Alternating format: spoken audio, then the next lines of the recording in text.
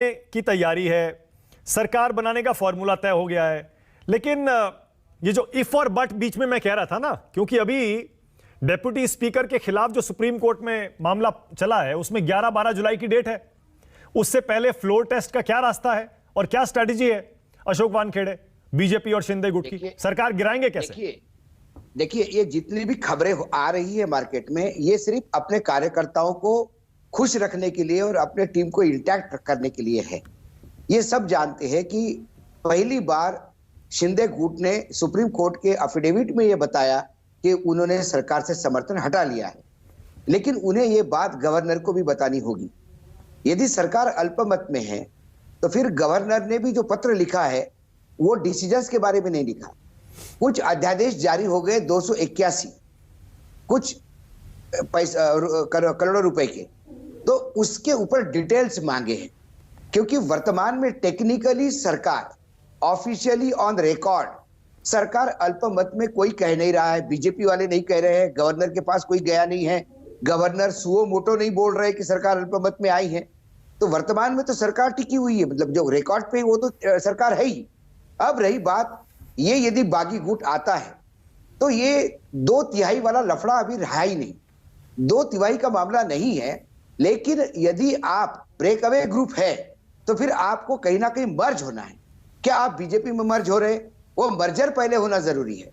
क्या आप प्रहार में मर्जर हो रहे हैं?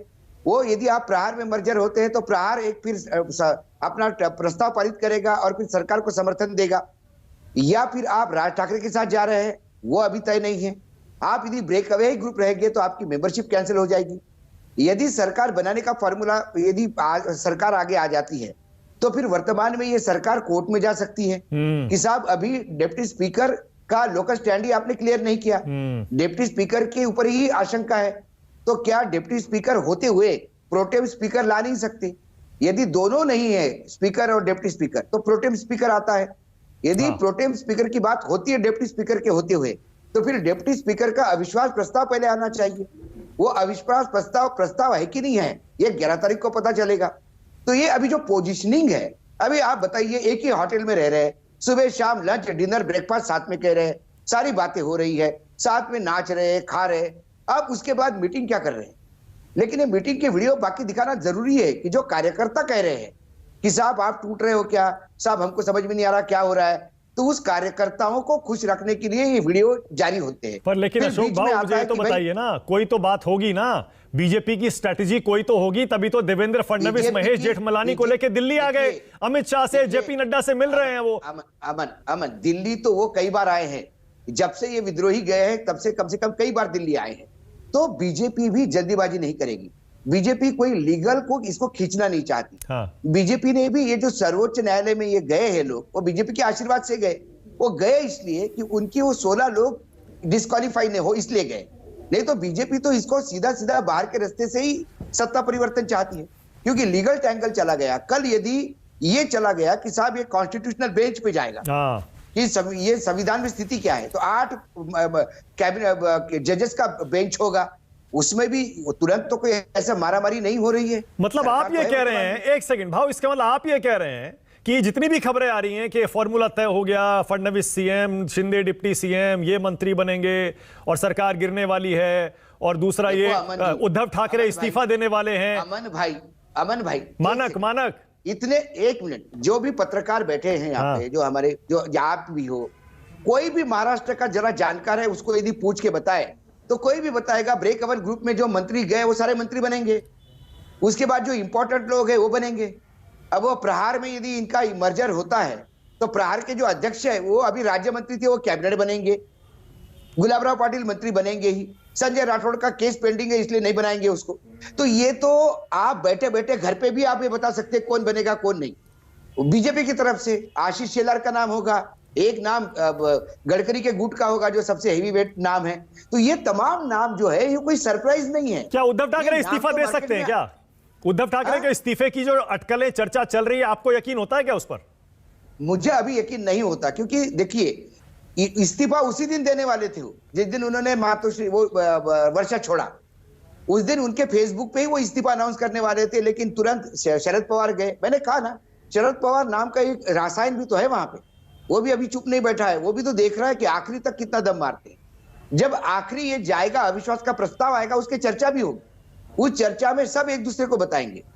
एक कमेंट और में हाँ, एक कमेंट और भाऊ, ये बताइए, जो चिट्ठी लिखी उद्धव ठाकरे ने, बहुत इमोशनल अपील है, उसमें बाकायदा यहां तक कह दिया उद्धव ठाकरे ने कि आप सभी अभी भी दिल से शिवसेना में हैं, आपके कुछ के परिजनों ने मुझसे संपर्क किया है, अपनी भावनाओं से अवगत कराया है, आप आइए, बैठे, कोई रास्ता निकलेगा। इससे लगता है आपको कोई असर होने वाला है? अमन, ये भावनिक कहते हो, मैं उसको पॉलिटिकली यदि एनालिस्ट की तरफ देखूं, मैंने तो कहा था कि मैं एनालिस्ट नहीं, मैं वरिष्ठ पत्रकार, एक पत्रकार की तरफ से देखूं, तो वो एक दयनीय अपील है। मुझे दया आती है शिवसेना पे, तो उनको ये अपील करनी पड़ रही है। वो जानते हैं कि अब लोग वापस नहीं आएंगे, खासकर संजय राउत को फिर से जो ईडी का फिर से नोटिस शुरू हो गए, उससे सबको लग रहा है कि ईडी चाहे आप कितना भी क्रिटिसाइज करें ईडी सेंट्रल गवर्नमेंट को, ईडी महाराष्ट्र में अपना प्रकोप करेगी, इसमें दो मत बिल्कुल नहीं है। साथ में वो लोग इसलिए भी डरे हुए हैं थोड़े बहुत, सेंट्रल फोर्सेस आपको मुंबई में करेगी, ये सब करेगी। हर कॉन्स्टिट्यूंसी में विद्रोह है, हर कॉन्स्टिट्यूंसी में एक ठाणे यदि छोड़ दिया तो तमाम देश के तमाम जो बागी लोग हैं उनके खिलाफ वहां शिवसैनिक प्रदर्शन कर रहे हैं। ये बहुत अहम बात है, लोग गए। अच्छा, in the meantime Shiv Sena का जो आईटी नहीं भाव, मैं तो ये नहीं समझ पा रहा, अगर उद्धव ठाकरे को पता है कि कोई वापस नहीं आने वाला, तो वो ऐसी पब्लिक अपील कर क्यों रहे हैं? क्या सिंपैथी जुटा रहे हैं, हमदर्दी? एग्जैक्टली अभी यही नहीं हो रहा है अमन जी। बहुत सारे वीडियो और ऑडियो क्लिप रिलीज हो रहे हैं। ऑडियो क्लिप में उद्धव ठाकरे अपने एमएलए से बात कर रहे हैं, संजय राठौड़ को वो फोन करते हैं, वहां से फोन जाता है, संजय राठौड़ के ऑफिस से फोन पिकअप करता है, यहां से फोन आता है, मातृसु से बोल रहा हूं, उद्धव जी बात करेंगे। उद्धव बोलते कैसे हो संजय? बोला बहुत बढ़िया हूं, आपका आशीर्वाद है। बोला कैसा चल रहा है संजय? बोले बिल्कुल चल रहा है, मेरे यहाँ कोविड के केसेस कम हो गए, मक्का खरीदी में इतना पैसा आया था, अब और केंद्र से पैसा आना चाहिए, मुझे मालूम है संजय, मैं लगा हुआ हूं। फिर संजय बोलता है, सर मेरे कॉन्स्टिट्यूंसी का एक आदमी कह रहा है कि ऐसा मुख्यमंत्री भगवान ने पहली बार दिया महाराष्ट्र। क्या मतलब आपने कभी एक्सपीरियंस नहीं होते हुए क्या चला रहे आप सरकार? एक एक आदमी आपके एहसान के तले दबा हुआ। ये सारे जो रिकॉर्डिंग है टेलीफोन्स की, ये रिलीज हो रहे हैं हर जगह, ताकि ये बोलते कि संवाद ही नहीं है। संवाद किस बात का नहीं? यहाँ तो खुद मुख्यमंत्री अपने विधायक को पूछते कि तेरे एरिया में कोविड कम तो नहीं हुआ, ज्यादा तो नहीं हुआ। हाँ, सही कह रहे हैं, सही कह रहे हैं, सही है। और जाहिर है की लड़ाई हो रही है, हमदर्दी जुटाने की कोशिश है, और इससे संकेत ये भी मिल रहा है कि सरकार तो गई। हाँ, सरकार तो गई, उद्धव ठाकरे ने हार भी मान ली है। बात है, हाँ बिल्कुल सही है, बीके दुबे, तो परसेप्शन की लड़ाई है।